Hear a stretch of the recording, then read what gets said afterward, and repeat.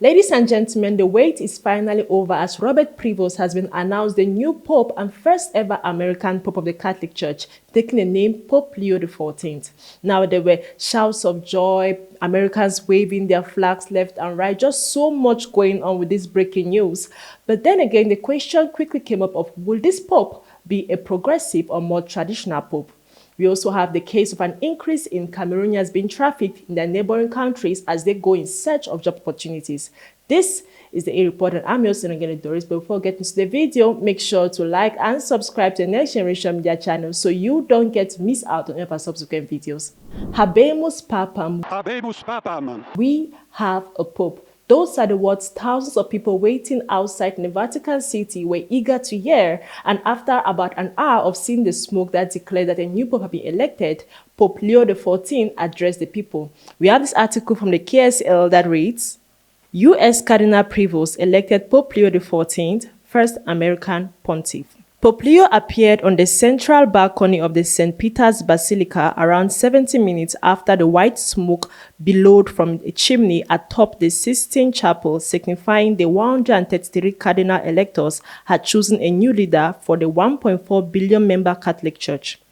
The choice of Privos was announced by French Cardinal Dominique Mamberti with the Latin words Habemus Papam, we have a Pope, to 10,000s of people gathered in St. Peter's Square to hear the news.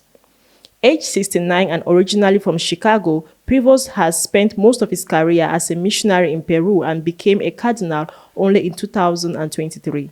He has given few media interviews and rarely speaks in public. Leo becomes the 267th Catholic Pope after the death last month of Pope Francis, who was the first Latin American Pope and had led the Church for 12 years and widely sought to open the state institution up to the modern world.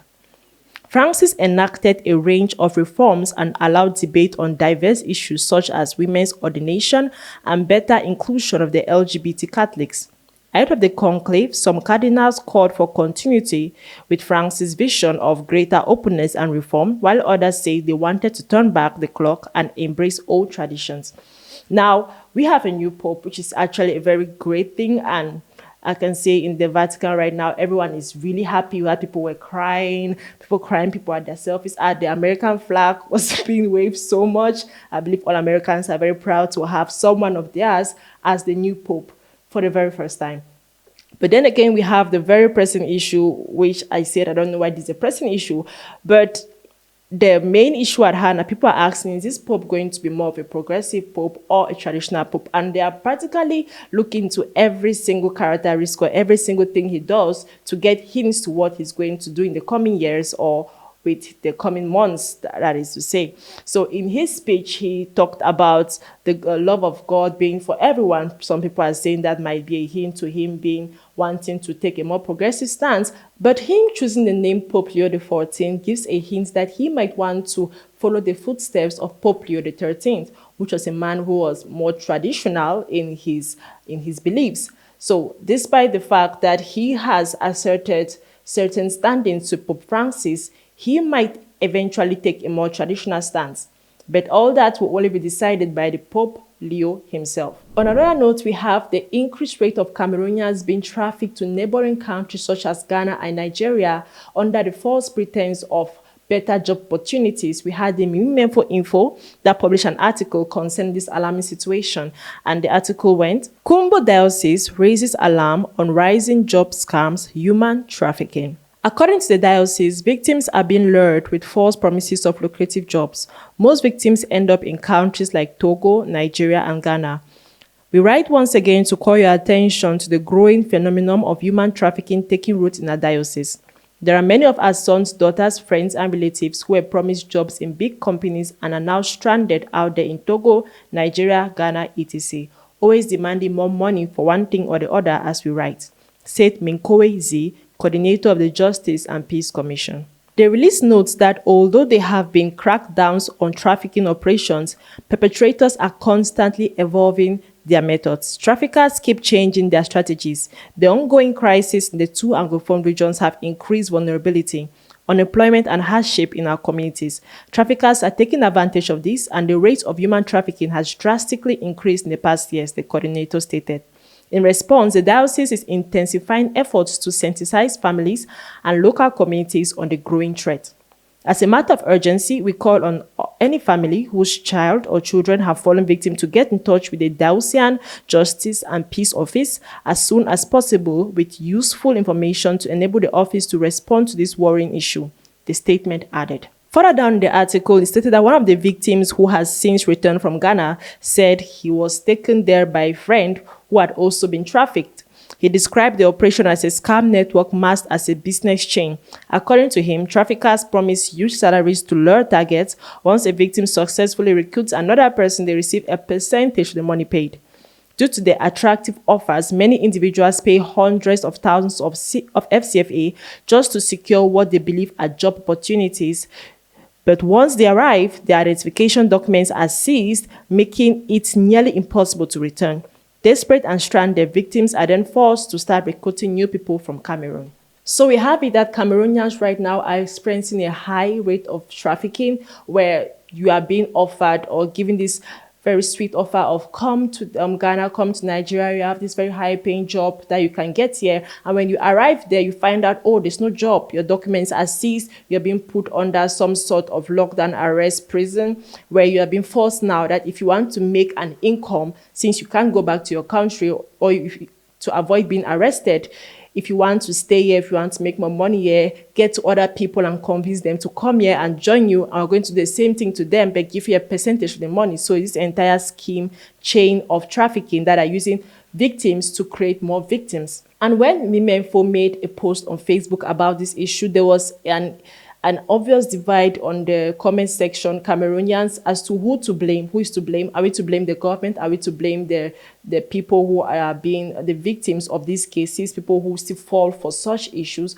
Or are we to blame the entire trafficking system? We had comments such as, someone said, I blame the Cameroon government for failing in its duty to achieve its objective of full employment. Youths are desperate to have jobs, and that's why they are easily scammed. So the government should sit up to avoid this frustration. Someone else commented and said, I blame the victims to an extent and the government to a greater extent.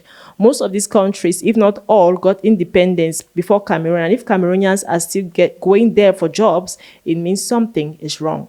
Someone else commented and said, a friend of mine is just from coming back. He was held in Nigeria. So people are wondering who it is we have to blame. Most people are blaming the government, and I would have to take the stance of the government has a greater blame in this issue, because it's true that as Cameroonians, we have experienced this over the years.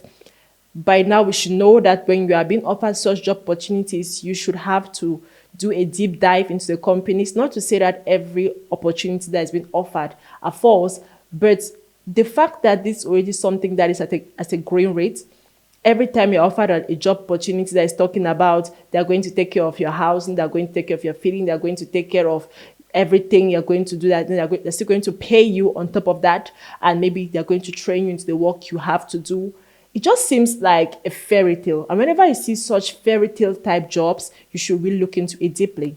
So on one hand, we can definitely blame the Cameroonians that still fall for these traps. But on a greater hand, we are definitely going to put the blame back to the government, because indeed there are lack of jobs. I saw a publication that as of 2023, there are about 600,000 Cameroonians, of that's the working class, that did not have jobs. Cameroon is like the 67th country with the least amount of jobs opportunities for its citizens. And while we are putting a discussion on the fact that we need to create more jobs, I would like to differ and bring the point back to the fact that we not only have to create more jobs, but make sure that utilities are more affordable to citizens. Because when I go around town, I see a lot of people that are doing jobs. You have people that are doing menial jobs in the street, people that are doing office jobs, 9-to-5 jobs, people that have their own companies. But at the end of the day, what really pushes these people to go out of the country or find these other job opportunities? Because we think that maybe just people that do not have jobs that go out to find jobs. The people might have jobs,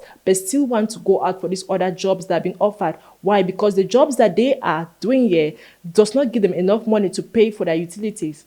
We have an increased rate in the fuel, we have an increased rate in housing, an increased rate in basic commodities, foodstuffs, that Cameroonians are experiencing a lot of difficulties with affording their basic necessities on a daily basis. So we find out that it's not only an issue of creating more jobs, but making sure that these jobs that you create for these people, what they get paid from the jobs can enable them afford their basic necessities. So definitely the most of the blame goes back to the government. But to be on the safer side, while waiting for our government to put into action certain things that are going to prevent Cameroonians from ending up in such situations, we as Cameroonians individually need to keep ourselves away from such fairy tale opportunities. Also sensitize other people that might want to go in. If you know a friend that is talking about, oh, I've heard about this job in Ghana, Nigeria, or Togo, they're talking about paying me this amount of money, that amount of money, they're going to take care of my housing and that and that and that. You should immediately ask that friend, what do they know about these people? Where does the company located? Go into a deeper dive. That can help actually for these people that are doing these trafficking organizations to be caught. And that's all for the video, guys. So while we are celebrating a new pope, we are calling on Cameroonians to be more alert. Make sure to drop down your comments on today's video down in the comment section. And before you go, make sure to like and subscribe to the Next Generation Media channel so you don't get to miss out on any of our subsequent videos. Bye.